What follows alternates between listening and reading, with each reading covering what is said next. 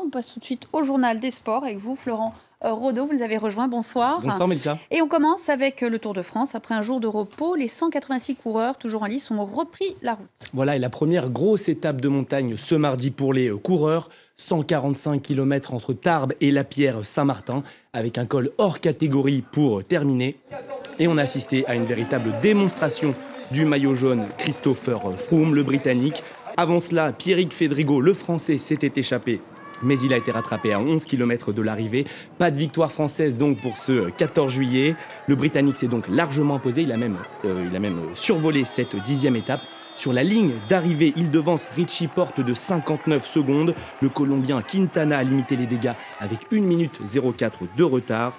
Contador, l'Espagnol, a lui aussi perdu gros, 2 minutes 50 derrière le vainqueur du jour. Mais le grand perdant de la journée s'appelle Vincenzo Nibali, vainqueur du Tour l'an dernier. Il est relégué à 4 minutes 25 de Froome, l'Italien qui vient tout simplement de tirer un trait sur la victoire finale dans ce Tour de France. Au classement général, il va s'afficher sur votre écran. Christopher Froome conforte son maillot jaune de leader. Van Garderen et Quintana complètent le podium. Le premier Français est 7e en la personne de Tony Galopin.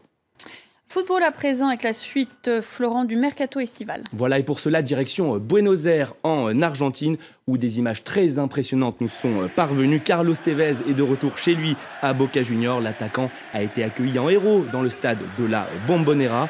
On va d'ailleurs écouter, si vous le voulez bien, cette ambiance assez incroyable dans ce stade. L'Apache, c'est donc son surnom à Carlos Tevez. Il a porté le maillot bleu et jaune de Boca entre 2001 et 2005. Il sort d'une saison très réussie en Europe avec la Juventus, un titre de champion, une Coupe d'Italie et une finale de Ligue des Champions, perdue malheureusement face au FC Barcelone. Montant du transfert 6,5 millions d'euros. L'Argentin enchanté à l'idée de retrouver l'Amérique du Sud et les siens. On va écouter Carlos Tevez. Il ne peut pas y avoir de meilleur jour qu'aujourd'hui, c'est incomparable.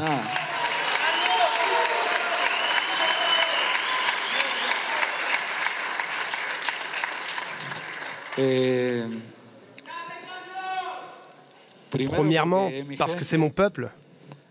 Deuxièmement, parce que je n'ai pas à parler anglais ou italien.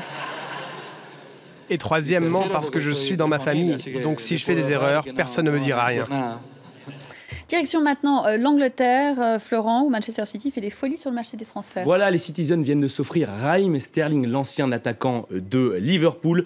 Montant annoncé de la transaction, 69 millions d'euros, ce qui en ferait le deuxième joueur le plus cher de la Première Ligue après Ángel Di María, l'Argentin, et ses 75 millions d'euros l'année dernière du côté de Manchester United. Après Suarez il y a un an, les Reds perdent un nouvel élément offensif de poids. Ajoutez à cela le départ de Steven Gerrard, le capitaine emblématique, et vous arrivez à une situation sportive très compliquée. Pas une bonne nouvelle pour les fans, surtout que Sterling renforce un concurrent direct, Manchester City. Autre départ, toujours dans le monde du foot, celui de Fabio Capello. Voilà, l'Italien n'est plus sélectionneur de la Russie. Il a été démis de ses fonctions ce mardi. Il paie évidemment les mauvais résultats de l'équipe nationale, avec notamment une décevante 3e place dans son groupe de qualification.